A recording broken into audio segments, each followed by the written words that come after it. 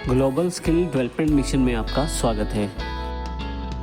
किसी भी लैंग्वेज का सबसे इम्पोर्टेंट पार्ट रहता है उसके पहले से प्री डिफाइंड वर्ड्स, जिनको हम कीवर्ड्स के नाम से जानते हैं। हर लैंग्वेज में अपने कुछ रिजर्व वर्ड्स होते हैं जिनको कीवर्ड्स कहा जाता है। उसी प्रकार से सी लैंग्वेज के अंतर्गत भी 32 कीवर्ड्स हैं जो पहले से निर्धारित किए गए हैं। और यहाँ पे यदि आप देखें तो ऑटो, ब्रेक से लेकर वाइल तक हमारे पास यहाँ काफी सारे कीवर्ड्स अवेलेबल हैं। हर एक कीवर्ड का पहले से ही एक प्री डिफाइंड मतलब अवेलेबल रहता है सी लैंग्वेज के अंतर्गत। और यहाँ पे इसका अर्थ ये हुआ कि 32 कीवर्ड्स का सबका कार्य अलग अलग रहता है और सबका प्रयोग अलग अलग स्थान पे किया जाता है। यहाँ ये भी ध्यान रखने की जरूरत है कि हम अपने वेरिएबल के जो नाम हैं, जो मेमोरी आइडेंटिफायर्स हैं, जो हमने थोड़ी देर पहले देखे थे, उनका नाम रखने के लिए इन कीवर्ड्स का इस्तेमाल नहीं कर सकते। ये ध्यान देना बहुत जरूरी है कि हम अपने वेरिएबल्स का नाम रखने के लिए अपने कीवर्ड्स का इस्तेमाल नहीं कर सकते, अन्यथा हमारा कंपाइलर हमें एरर देगा। इसी के साथ ये भी ध्यान रखना जरूरी है कि आपको ये याद रखने की आवश्यकता नहीं है। जैसे जैसे हम सी लैंग्वेज को सीखना शुरू करेंगे, इनका प्रयोग भी हम साथ साथ सीख जाएंगे और उसके द्वारा ही हम इनका प्रयोग भी करेंगे। अब हम सबसे पहला प्रोग्राम बनाएंगे अपनी सी लैंग्वेज में। इसके लिए हम इस कोडिंग का प्रयोग करेंगे, परंतु यहाँ सबसे पहले राइट हैंड साइड ऊपर की तरफ देखें तो यहाँ पे उस फाइल का नाम लिखा गया है जो फाइल आपके पास वीडियो ट्रेनिंग में उपलब्ध है। आप डायरेक्ट इस फाइल का सोर्स कोड वहां से प्राप्त कर सकते हैं जो कि myfile.c के नाम से अवेलेबल है। सबसे पहले हम अपना पहला एग्जाम्पल पिक करते हैं और उसकी जानकारी लेते हैं। देखिए हमारे पास यहाँ पे कुल 6 लाइनें लिखी हुई हैं। इन 6 लाइनों को हम बारी बारी से समझेंगे। ये एक बेसिक प्रोग्राम है जो कंप्यूटर की स्क्रीन पर हेलो फ्रेंड्स प्रिंट करवाता है। तो देखिए यहाँ पे हमारे पास जैसे सबसे पहली लाइन है डबल स्लैशेस के साथ माय फर्स्ट प्रोग्राम stdio.h, उसके पश्चात void main, rounded bracket open close, curly bracket open, printf hello friends और उसके पश्चात यहाँ पे लास्ट में कर्ली ब्रैकेट भी क्लोज कर दी गई है। अब हम बारी बारी से देखते हैं इन सब लाइनों का क्या अर्थ है और किस प्रकार से हम इनका प्रयोग करेंगे। यहाँ सबसे पहले हम बात करते हैं मेन ब्लॉक के बारे में। मेन ब्लॉक या मेन फंक्शंस जिसके अंतर्गत हमारे पास 2 कर्ली ब्रेसेस अवेलेबल रहती हैं, एक ओपन और एक क्लोज। इन दोनों के बीच में लिखी हुई स्टेटमेंट्स को कंपाइलर के द्वारा कंपाइल किया जाता है और एक प्रोग्राम के रूप में परिवर्तित किया जाता है।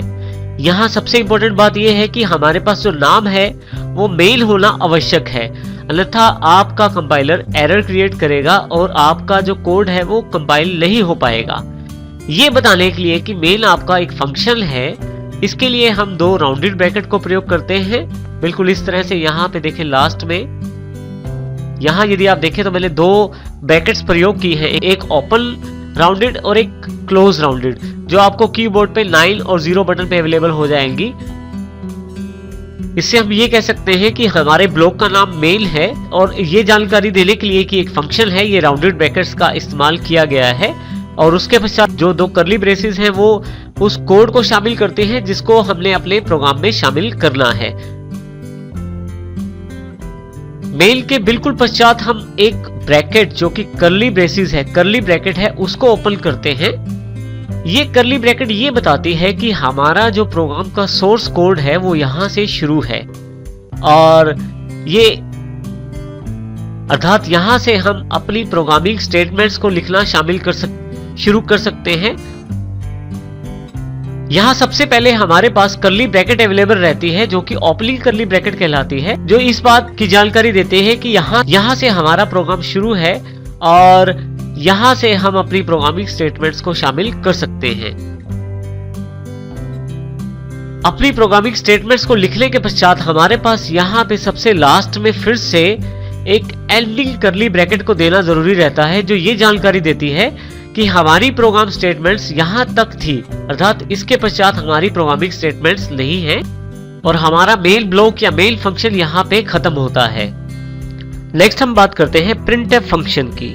printf फंक्शन पहले से प्री डिफाइंड फंक्शन अवेलेबल रहता है जिसके लिए हमें एक हेडर फाइल जरूरी रहती है इंक्लूड करनी, परंतु अभी हम बात करते हैं printf की। printf का प्रयोग आप आपके प्रोग्राम के द्वारा प्रदान की जाने वाले आउटपुट को अपने कंप्यूटर स्क्रीन पे देखने के लिए करते हैं। जब आपका प्रोग्राम आपको कोई आउटपुट देता है तो आप उसको अपनी कंप्यूटर स्क्रीन पे देख सकते हैं। उसके लिए आप printf का इस्तेमाल करते हैं। और इसमें यहाँ पे ये भी ध्यान देना जरूरी है कि ये डायरेक्टली आपके कंप्यूटर स्क्रीन पे आउटपुट दे देता है। इसमें यहाँ पे हमारे पास डबल कोट्स में जो भी आप टेक्स्ट लिखे वैसा सेम टेक्स्ट आपके पास स्क्रीन पे अवेलेबल हो जाता है। हमने यहाँ देखे डबल कोट्स के अंतर्गत हेलो फ्रेंड्स लिखा है, और यहाँ यदि आप लाइन ऊपर की तरफ देखें तो printf डबल कोट्स शुरू कर दिए, हेलो फ्रेंड्स लिख के डबल कोट्स बंद कर दिए, और यहाँ पे ओपनिंग और क्लोजिंग ब्रैकेट करके हमने सेमी कॉलम लगा दिया है। बिल्कुल कुछ ऐसा आउटपुट अवेलेबल हो जाता है अपनी कंप्यूटर स्क्रीन पे। अभी क्योंकि हमारा प्रोग्राम पूरा नहीं है, अभी प्राप्त नहीं हो पाएगा, लेकिन हम उदाहरण के लिए बात करते हैं कि इस तरह से printf के द्वारा डबल कोट्स में दिए गए टेक्स्ट को एज इट इज ये कंप्यूटर की स्क्रीन पे प्रिंट कर देता है। तो इसका अर्थ ये हुआ कि printf का प्रयोग हम अपनी आउटपुट को प्राप्त करने के लिए कर सकते हैं और उसको स्क्रीन पे देख सकते हैं। और printf जो फंक्शन रहता है ये हमें आउटपुट दिखाने का कार्य करता है। परंतु यदि हम बात करें कि printf हमें कहां से अवेलेबल हुआ है, तो ये भी एक क्वेश्चन बहुत इंपॉर्टेंट है। printf हमें किस प्रकार प्राप्त हुआ है?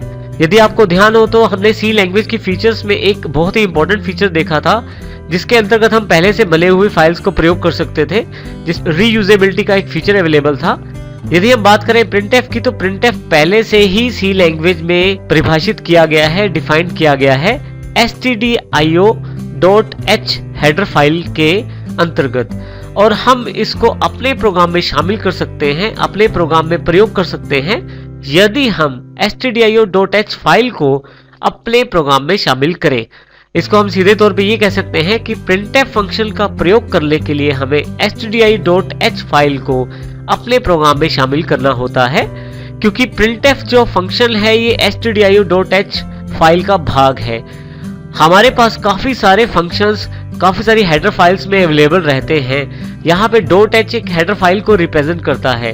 हम उन फंक्शंस का प्रयोग कर सकते हैं, उनके लिए हमें उन हेडर फाइल्स का इस्तेमाल अपने प्रोग्राम में करना होता है, उन हेडर फाइल्स को अपने प्रोग्राम में शामिल करना होता है जिनके फंक्शन हम प्रयोग करना चाहते हैं। तो इसका अर्थ ये हुआ कि हमें stdio.h को अपने प्रोग्राम में शामिल करना है।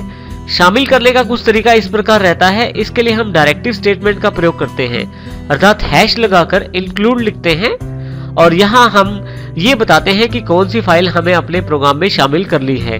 देखिए यहाँ पे लेस देन सिंबल और ग्रेटर देन सिंबल के बीच में हमने stdio.h लिखा है, जो ये जानकारी देता है इन दोनों सिंबल्स के बीच में लिखी गई फाइल को हम अपने इस प्रोग्राम में शामिल करना चाहते हैं।